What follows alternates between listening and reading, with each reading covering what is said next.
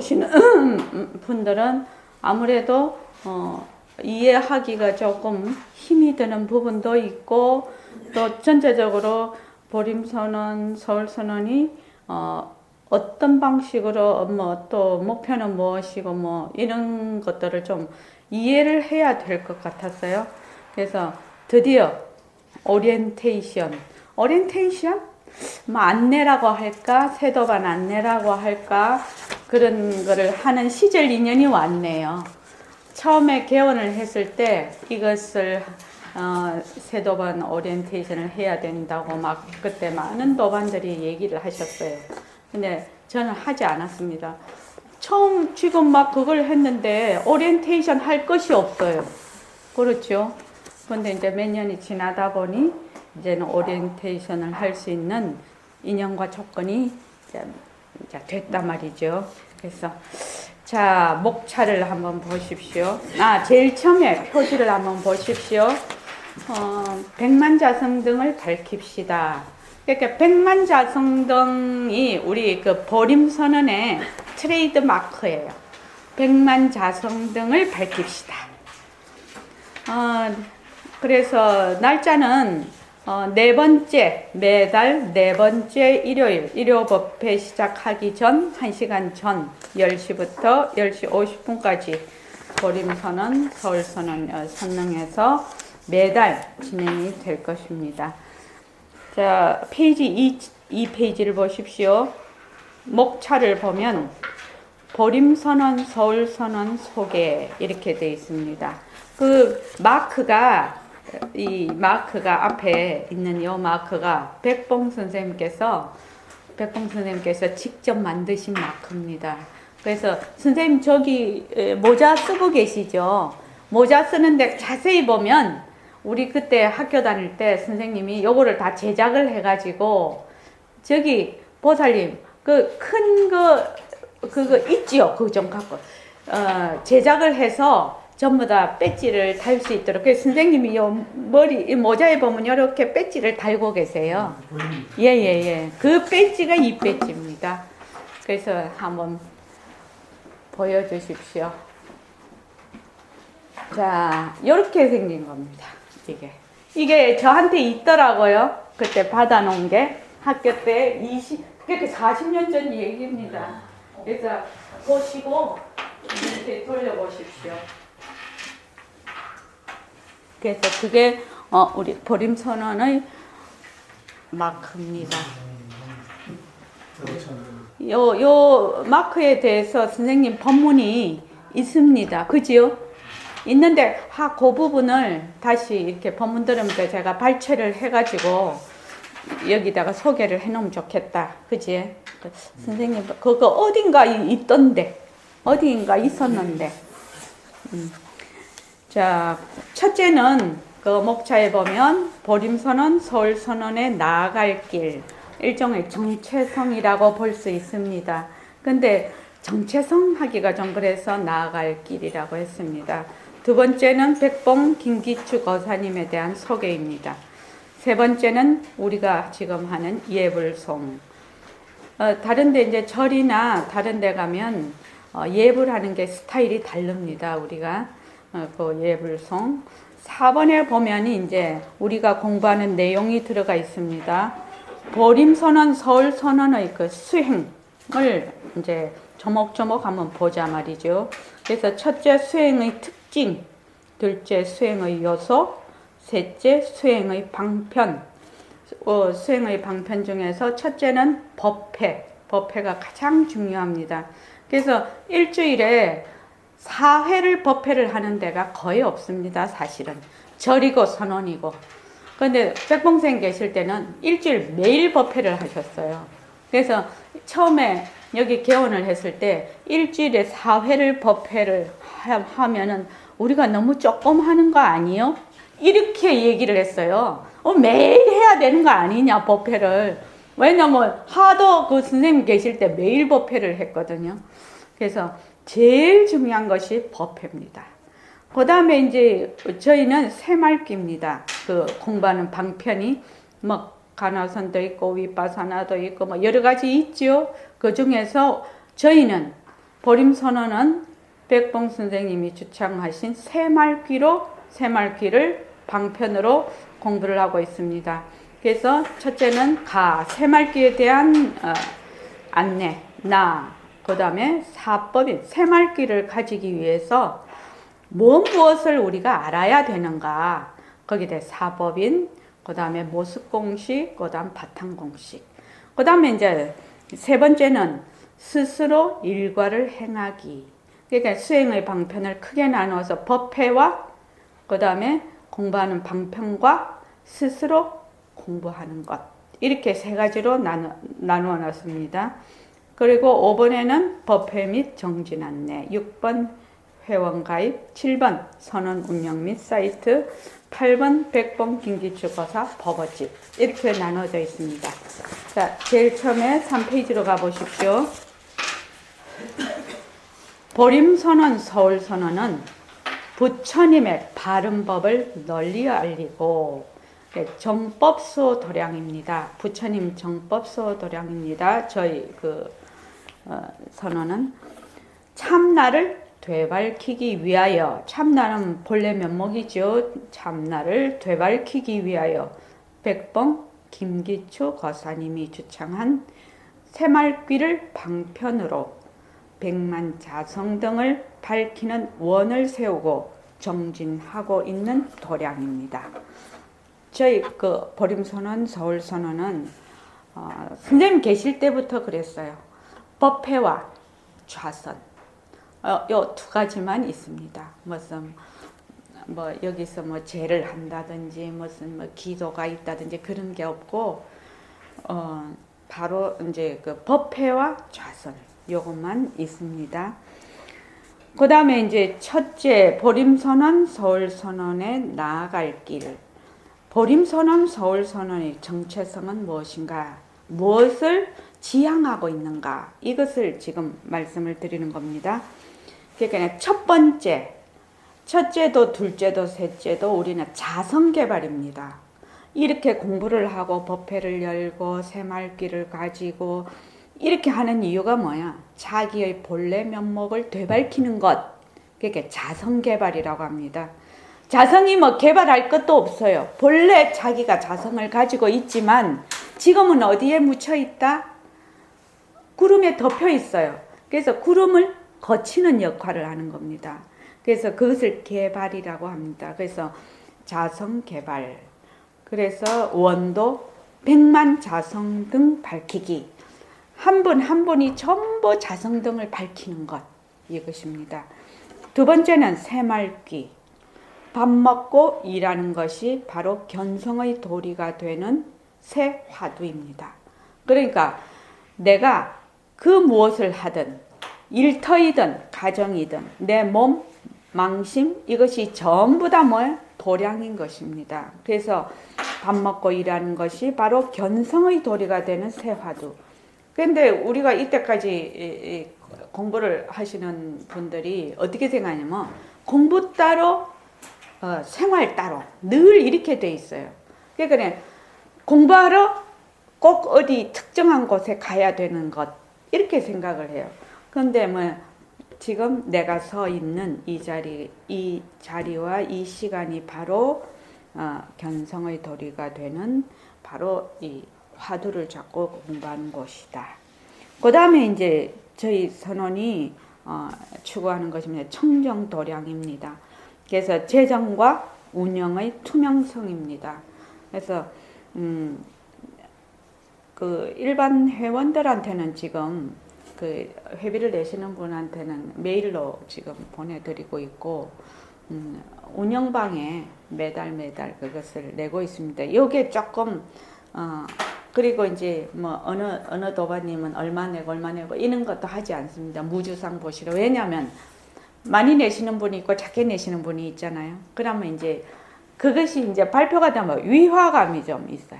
그래서 10,000원이라도 20,000원이라도 이렇게 회비를 내시는 분은 그냥 전부 다 내시는 분 거기 회비란에 다 올라가서 도반의 손길에는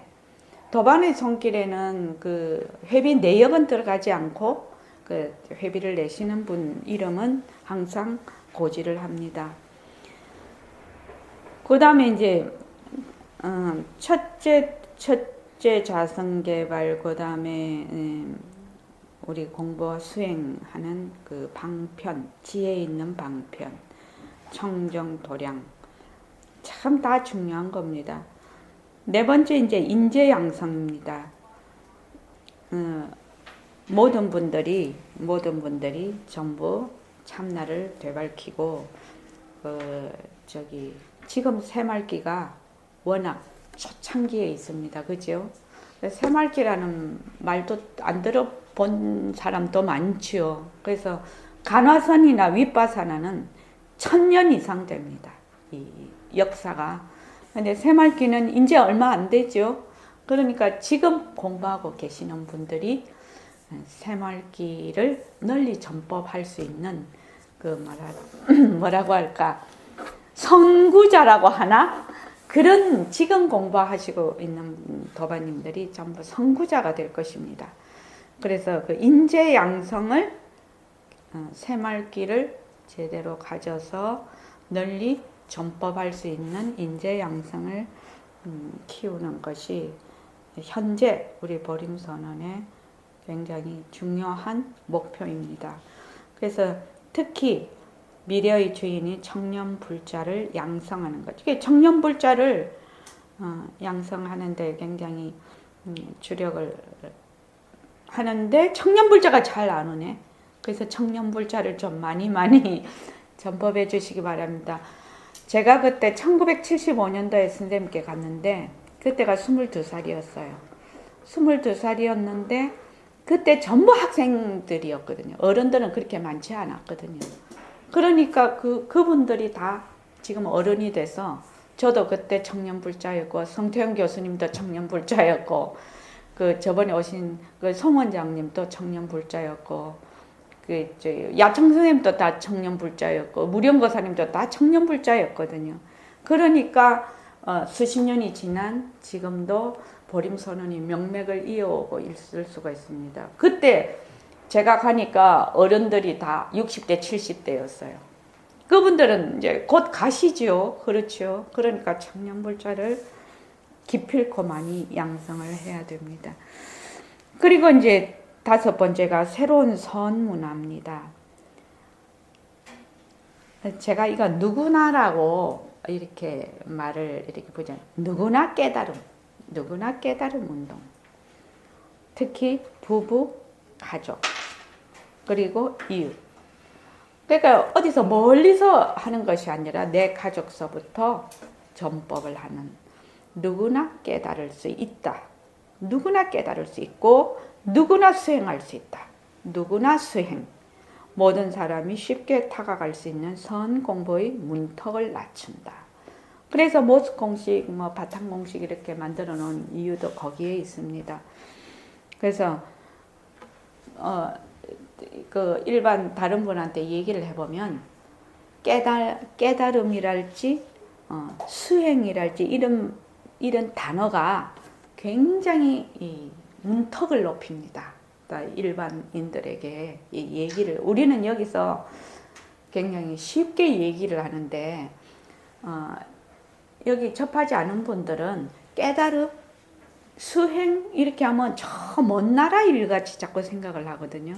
이것을 얼마나 평준화를 시켜서 전법을 할 수 있느냐. 이것이 아마 우리 지금 이 시대에 있는 사람들의 임무인 것 같아요. 책임인 것 같아요. 그래서 이미 서양에서는 일반적인 어떤 시스템을 가지고 명상도 할 수 있고 깨달음도 할 수 있고 수행도 할 수 있는 그런 많은 시스템을 여러 각도에서 갖추고 있어가지고 그것이 지금 한국으로 엄청나게 역수입이 되고 있습니다. 그래서 우리 이 보림선언에서 지금 그러한 역수입이 돼도 또 좋은 거는 다 또 그걸 해서 일반 사람들, 보통 사람들에게 다가갈 수 있는 것, 이것이 굉장히 중요한 지금 우리나라의 선 그 공부에 지금 기로에 와 있다. 저는 그렇게 느끼고 있습니다. 이 DNA를 바꾸지 않으면 우리나라의 선 문화가 굉장히 고전을 할 것이다. 그렇게 보고 있습니다. 그 다음에 더불어 살기. 특히 이제 우리 그 불교의 이 문화가 굉장히 이제 산중 문화가 되다 보니까 조금 이제 기독교나 천주교처럼 많은 이렇게 봉사활동이나 보시나 이런 것들이 굉장히 위축이 되어 있는 상태죠. 그래서 상생과 소통의 따뜻한 선문화. 그러니까 이제 중국으로 오면서 이 선문화가 조사선 위주로 되어 있는 바람에 굉장히 한탕주의, 또 좀 신비주의, 그리고 서슬이 시퍼런 칼날처럼 하는 그런 어떤 고정관념이 일반인들에게 많이 지금 고정관념으로 남아 있습니다. 그런데 상생하고 소통하는 따뜻한 선문화가 그걸 만드는 것, 이것이 우리 보림선언의 그 새말기가 해야 될 일이라고 생각합니다. 그리고 6번째, 부처님의 가르침이 생활 속에서 발현이 돼야 된다는 거죠. 부처님의 가르침이 산중에만 있으면 안 된다는 거죠. 부처님의 가르침이 저작거리에서 모든 것이 불법이다. 일체법이 불법이다. 이랬거든. 그 금강경에도 내가 생각 하다못해 싸우고 뭐 어쩌고 해도 화내고 하는 것이 다 뭐요? 불법이에요. 불법. 그래서 가르침이 생활 속에서 발현되어 건강하고 따뜻하고 살기 좋은 세상을 이루어가는 것이 우리 보림선언, 서울선언에 나아갈 길이다. 이렇게 생각을 하고 이런 정체성을 가지고 제가 지금 해나가고 있습니다. 여기서 또 이제 우리가 공부하면서 더 좋은 의견이 있으시고 하면 얼마든지 더 여기 더 첨부가 될 수 있고 또 고칠 거는 또 고치고 그렇게 하겠습니다. 그 다음에 이제 백봉 김기추 거사님의 소개입니다. 우리 초롱이 한번 읽어볼까? 네. 1908년 부산연도에서 태어났습니다. 젊은 시절 항일 민족운동을 벌이다 일제에 의해 부산 현무소에서 복역하였으며 이후 만주 땅에서까지 끊임없는 감시를 받다가 해방을 맞았습니다. 광복 후 교육사업 등 여러가지 사회활동을 하다 56세 여름에 불법을 만나서 무자 화두를 가지고 정진, 이듬해인 1964년 화두를 타파하고 화련대오 하였습니다. 1965년 금강경 강송을 출간하였고 인천 거사림에서의 대종설법을 시작으로 서울, 대전에서 포교에 전념하였습니다.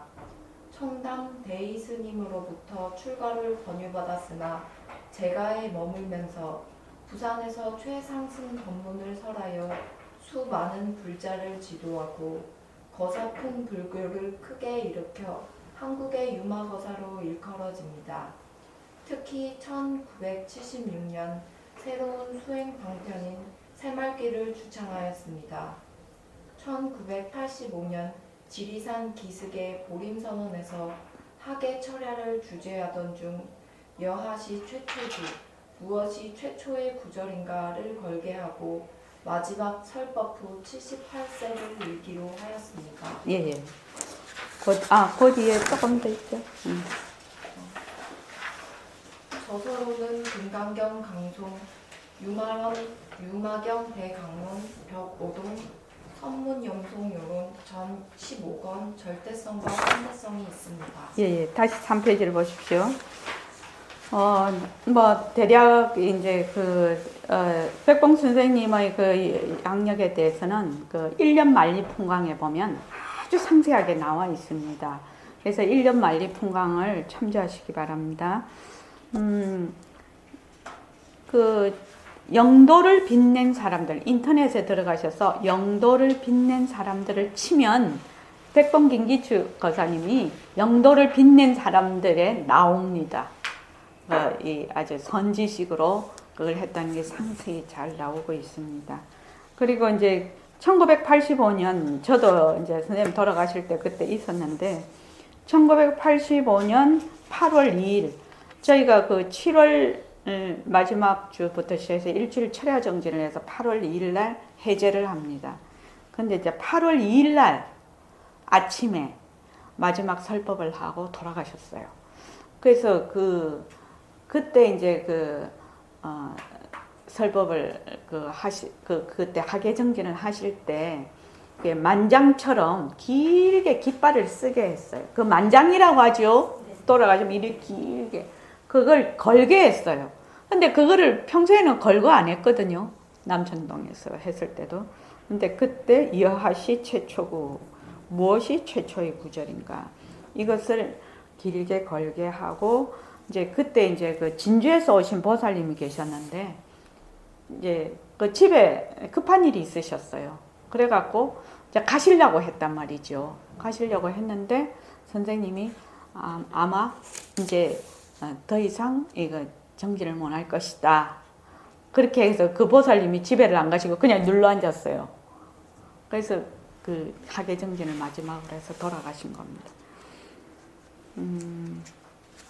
그래서 8월 2일이 양력으로는 음력으로는 1985년 6월 15일이에요.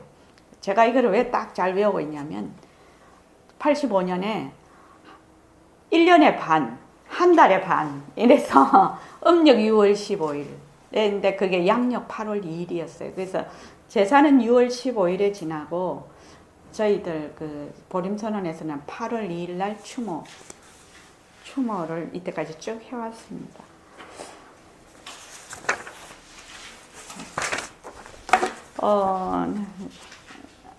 저서로는 이제 금강경 강송, 유마경 대강론, 벽어동, 성문, 염송, 여론 15권. 벽어동은 여기 벽어동 있지요? 백봉수 선생님 선시집입니다. 선시집 벽어동 저희들이 출간이 되어 있습니다.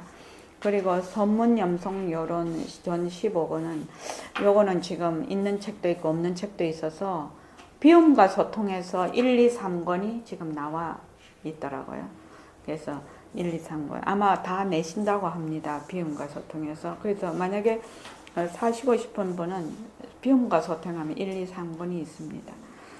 그 다음에 이제 그 예불송인데 예불송 이제 그 절에서 이렇게 예불을 할 때는 예불이 굉장히 깁니다. 그죠? 그래서 백봉 선생님이 말씀하시기를 거사들이 아침에 출근도 해야 되고 아도 키워야 되고 일이 바쁘단 말이죠.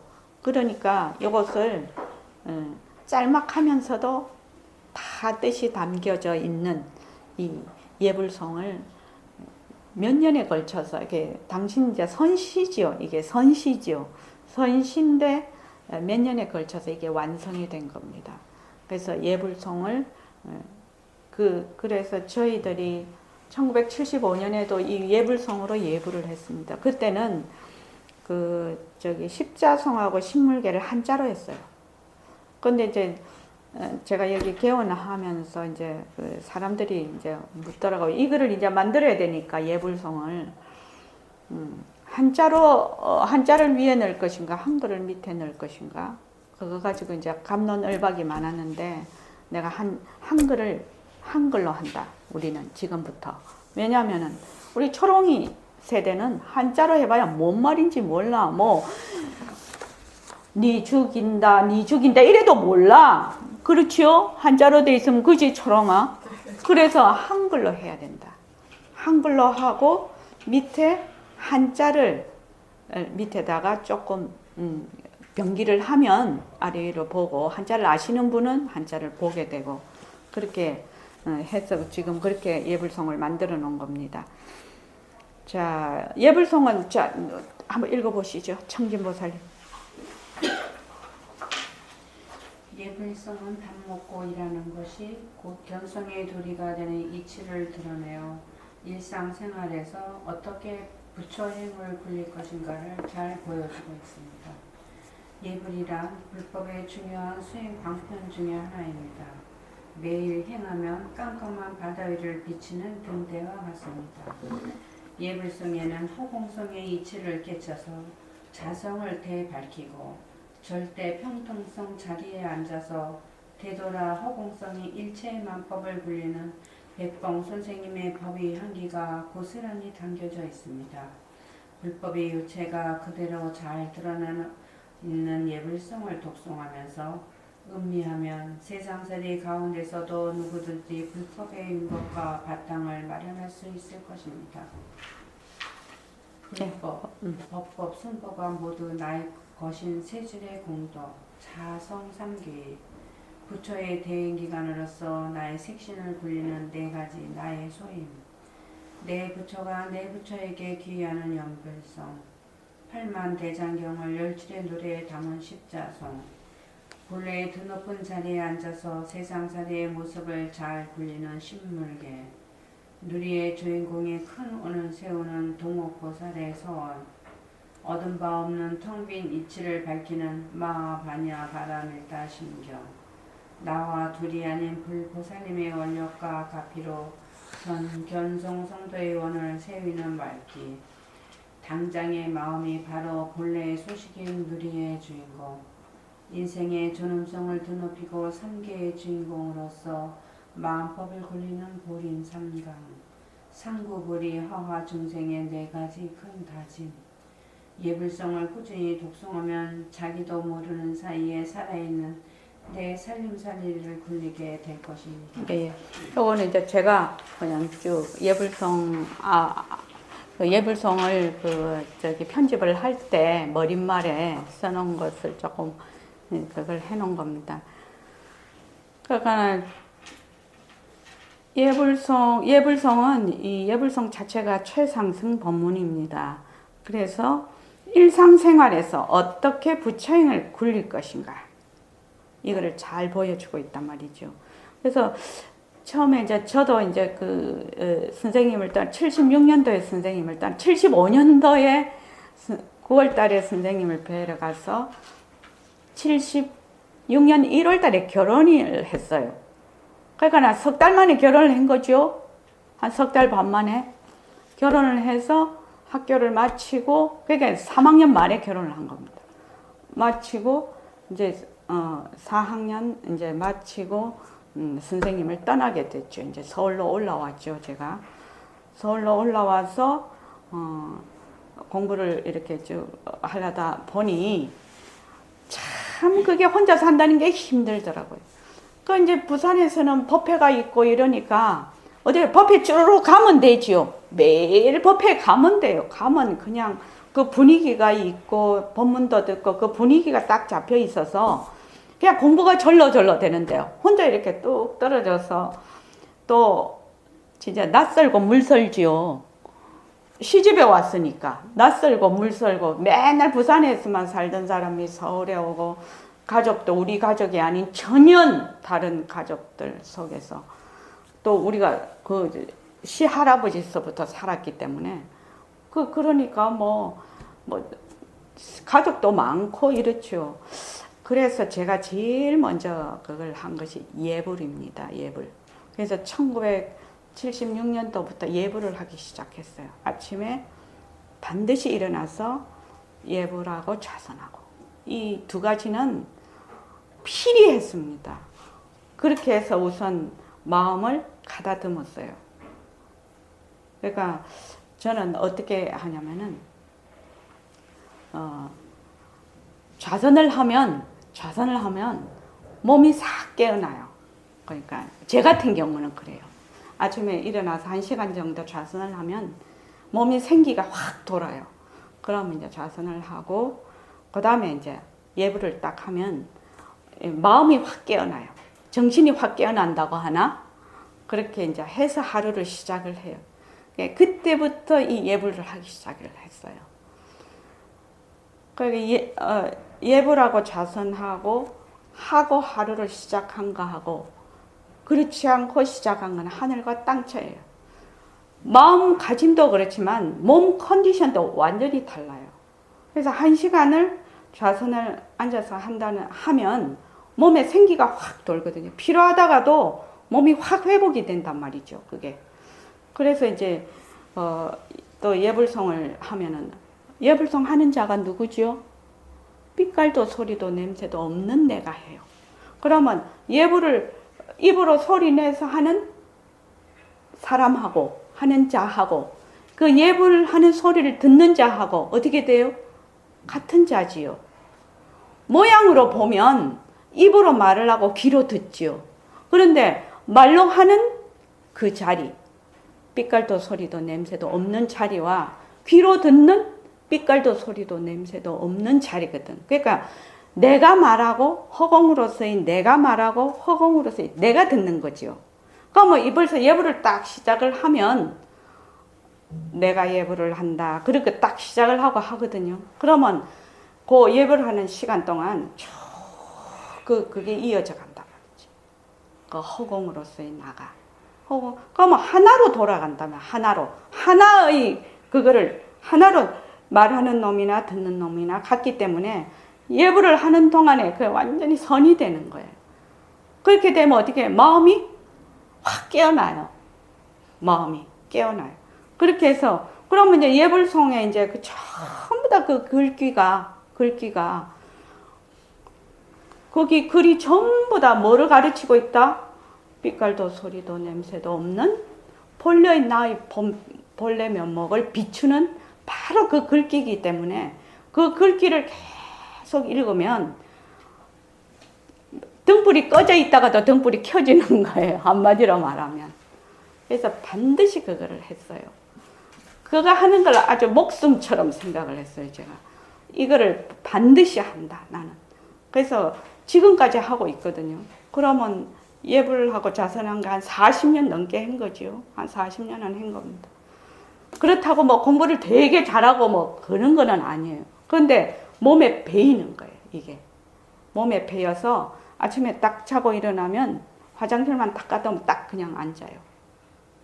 그리고 이제 어떤 게냐면 이제 좌선을 하면 몸이 쫙 생기가 도니까 몸이 피로가 풀리니까 되게 내가 피로하지요. 피로하고 막 살다 보면 여러 가지 일도 많지요. 괴로운 일도 많고 뭐 즐거운 일도 많겠지만 내가 들어 누워야 되겠다는 것보다 내가 앉아야 되겠다 이렇게 생각을 해요. 어려우면 어려울수록 내가 앉아야 되겠다. 예불해야 되겠다. 이거를 안 놓치는 거예요. 그렇게 자꾸 하다가 보면 뭐라고 할까? 좀에 힘이 좀 생긴다고 할까? 그렇게 해서 이제 한번 얘기한 적이 있는데, 이제 우리 큰애가 이제 어릴 때는 안 그랬는데, 조금 크면서 엄마가 이제 매일 예불을 하니까, 지가 용돈을 모아서, 지가 꽉 향공양은 지가 향을 사오는 거예요. 향을 사와서 그 향으로 지금도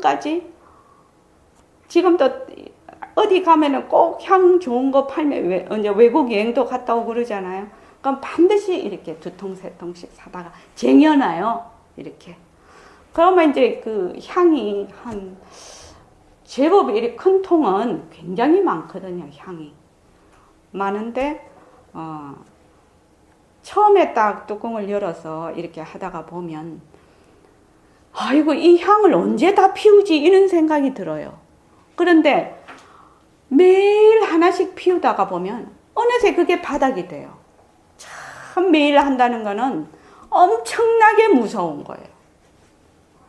저는 그래서 잘하고 못하고는 별로 상관을 안 해요. 궁둥이 질긴 거 제일 좋아해요. 궁둥이 질긴 거. 매일 하는 놈한테는 못 당한다는 거예요. 매일 하는 놈한테는 못 당한다. 그래서 매일매일 하는 거예요, 그거를. 어려워도 하고. 그러면 이제 이게 살다가 보면은 아침에 일찍 또 그걸 해야 되고, 이렇게 되면 운전하면서도 예불 하고, 걸어가면서도 예불 하고, 지하철 타고 가면서도 예불을 하고, 예불을 한 번도 놓친 적이 없다 이 말이에요. 그러니까 예불을 꼭 폼 잡고만 해야 되느냐? 시간 있으면 폼 잡고 하면 진짜 좋죠. 왜냐하면은 향도 피우고, 저는 그 집에서 이제 그 하면은 꼭 죽비를 딱 쳐요. 소리를 딱 내요. 이제 예불을 한다. 그러면 어떻게 돼요? 다 듣지요? 예불하는 내만 있는 거 아니지요? 다 들어요. 그래서 죽비를 3번 딱딱딱 치고 이제 예불 향 피우고 하는데, 이제 이게 생활을 하다가 보면 그렇지 못할 때도 있잖아요. 그러면 인연과 조건에 따라서 그런 형식을 다 무시하고 또 해야 될 때가 있지요. 그럼 또 그렇게 해요. 그래서 이제 또 향을 피운다 하니까 또 뭐 이게 뭐 향로가 뭐 좋아야 되니 나빠야 되니 또 막 이런 생각을 해요. 저는 그냥 그 질그릇 있잖아요. 그냥 이래 동그란 사발 같은 데다가 향을 이제 꽂고 하기 시작했는데, 거기가 이제 제가 매일 하나씩 하다가 보니까 제 그릇이 이만한데 3분의 2 정도 이상 찼어요. 그냥 지금은 툭툭 꼽으면 그냥 돼요. 그래서 큰 사발 하나 갖다 놓고 거기다가 그냥 하면 돼요. 뭘 어쩌고저쩌고 큰 이런 사발 딱 하나 갖다 놓고 그러면 이제 향이 작동하는데, 또 한 가지 이제 그 말씀드릴 것은, 우리 그 막둥이가 지금 현재 26이에요. 제가 이제 38에 개를 낳았는데, 늦둥이죠, 늦둥이. 그런데 이제 이거는 이제 제가 여러 번 얘기를 했는데, 처음 듣는 분이 계셔서 제가 얘기를 하는데, 초등학교 2학년인가 3학년 가든 그 뭐 어버이날에 글짓기를 했어요. 근데 난 걔가 뭐 상을 받아왔는지 그런 얘기를 안 하니까 몰랐는데, 지방에 이제 청소를 하다가 보니까 책상 위에 이렇게 글짓기 된 게 딱 있더라고요. 그래서 이렇게 보니까 우리 어머니야. 그 아마 어버이날에 적으라고 한 모양이에요, 글을 써요. 근데 걔가 상을 탔더라고, 그거를. 우리 어머니 이렇게 딱 했는데, 그 내용이 이거예요. 우리 어머니는 매일 아침 자기를 위해서 기도를 한다는 거예요. 우리 어머니는 제일 처음에 나는 우리 어머니의 예불 소리를 들으면서 잠을 깹니다. 그 얘기를 딱 써놨더라고요. 그러니까 지는 내가 계속해서 했으니까 아주 아기 때부터 쭉 듣는 거죠. 아침에 늘 예불하는 소리를. 그래서 나는 우리 어머니의 예불하는 소리를 듣고 깹니다. 우리 어머니는, 그러니까 내용이, 우리 어머니는 늘 자기를 위해서 기도를 한다는 거예요. 가 눈으로 보면 또 그렇죠. 나는 뭐 내가 하려고 한 건데 가 눈으로 보면 늘 기도를 해서, 자기는 그 다음 말이 참 중요한 것 같더라고요. 자기는 무엇을 하든지 잘 될 거라고 생각이 든다는 거예요. 그렇게 딱 적어놨더라고요. 그거 엄청난 일이죠.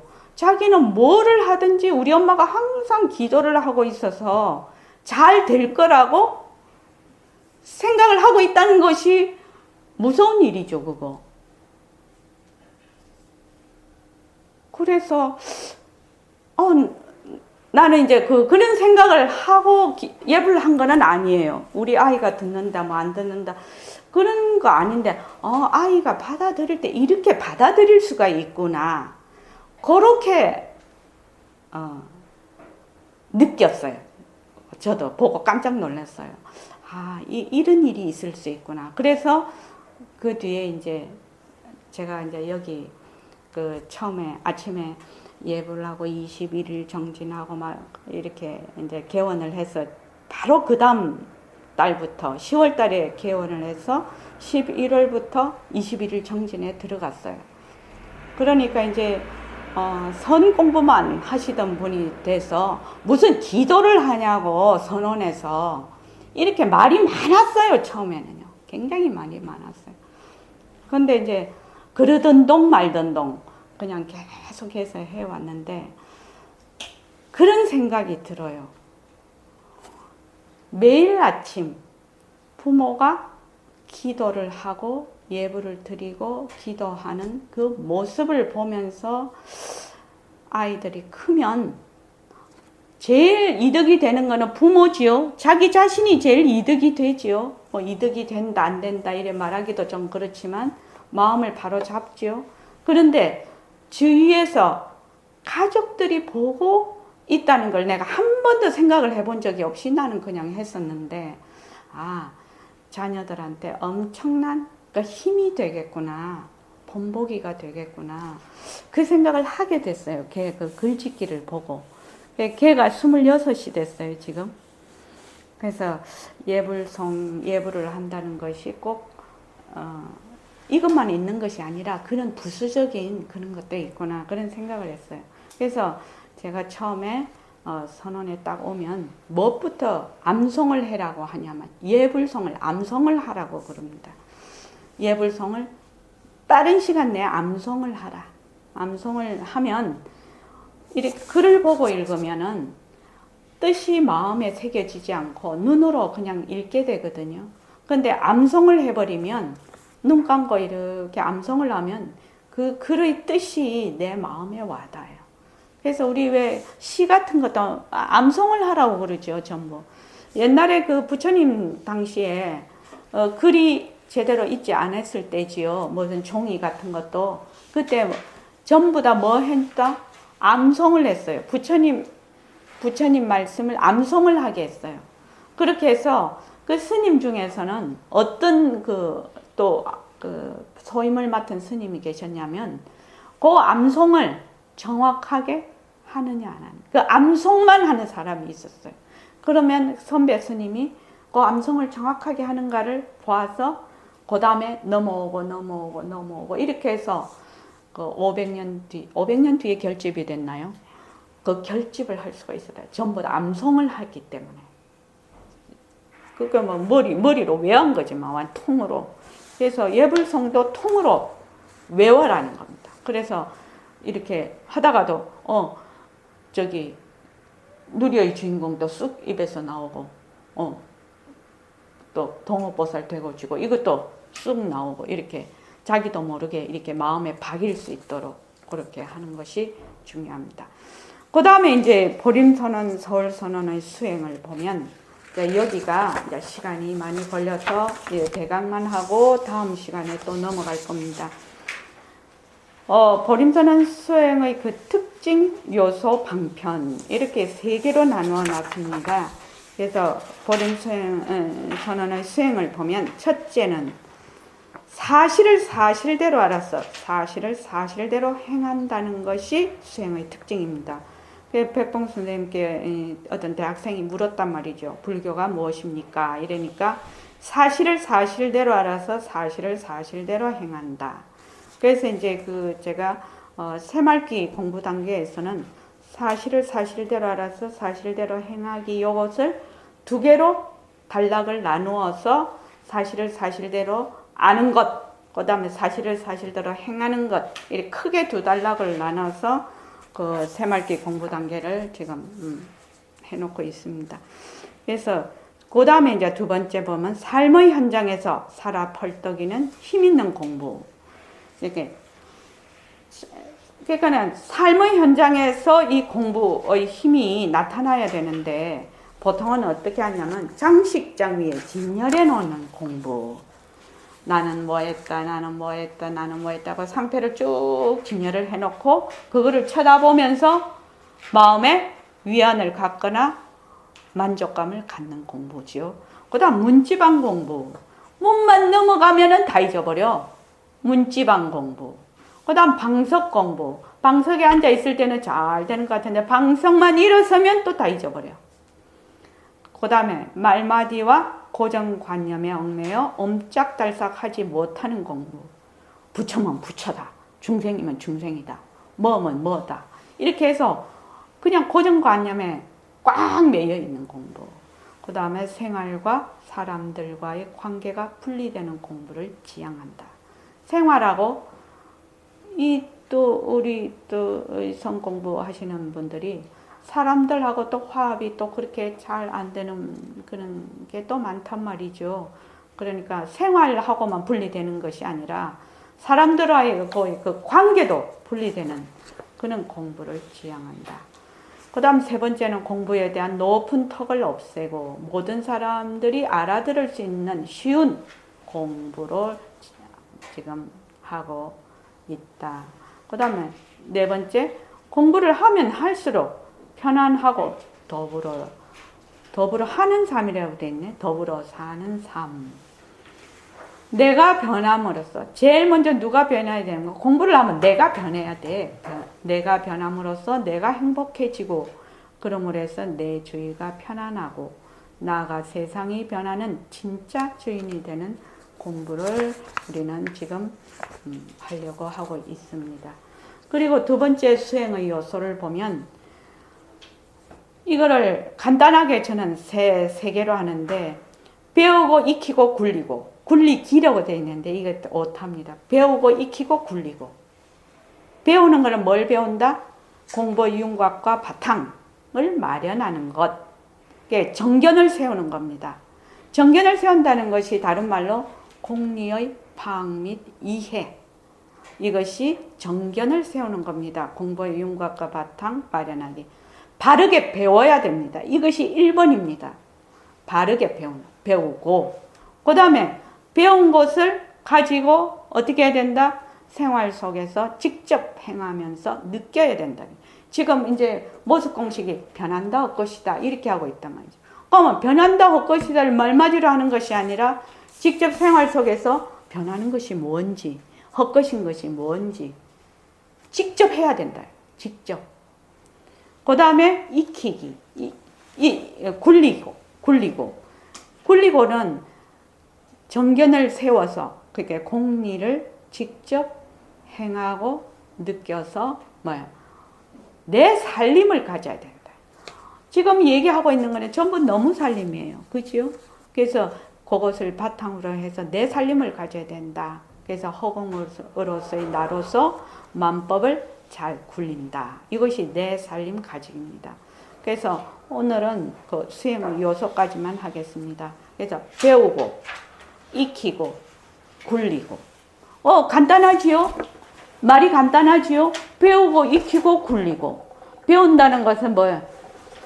공부의 윤곽과 바탕을 마련하고 정견을 세우는 공리를 이해하고 파악하는 거. 그 다음 행하고 그 다음에 내 살림 가지고 그렇습니다. 그 4페이지에 요거를 한다는 게 딴 얘기한다고 잊어버렸는데 4페이지 한번 보십시오. 중간에 가면 예불송에는 허공성의 이치를 깨쳐서 자성을 되밟히고 이렇게 돼 있죠. 그 부분 보십니까? 예. 우리 선생님 허공성이라서 저도 허공성이라고 했는데 요거를 가로를 딱 치면은 예불이란 예불송에는 공성의 이치를 깨쳐서 자성을 되밟히고 절대 평등성 그러니까 텅 빈 자리죠. 그 절대 평등성 자리에 앉아서 되돌아 공성인 일체법을 굴리는 허공성인데 그렇죠. 허공성인데 허공성 하면은 선생님은 더 와닿으라고 허공성이라고 했는데 우리가 워낙 공성하기 때문에 허자를 괄호를 쳐도 무방하리라고 생각이 듭니다. 그래서 공성인 일체만법을 굴리는 백봉 선생님의 법의 향기가 고스란히 담겨져 있습니다. 이렇게 하면 이해가 잘 되지요? 예, 오늘은 여기까지 하고 다음에 수행 방편에 가서 자세히 설명을 드리겠습니다. 예, 감사합니다.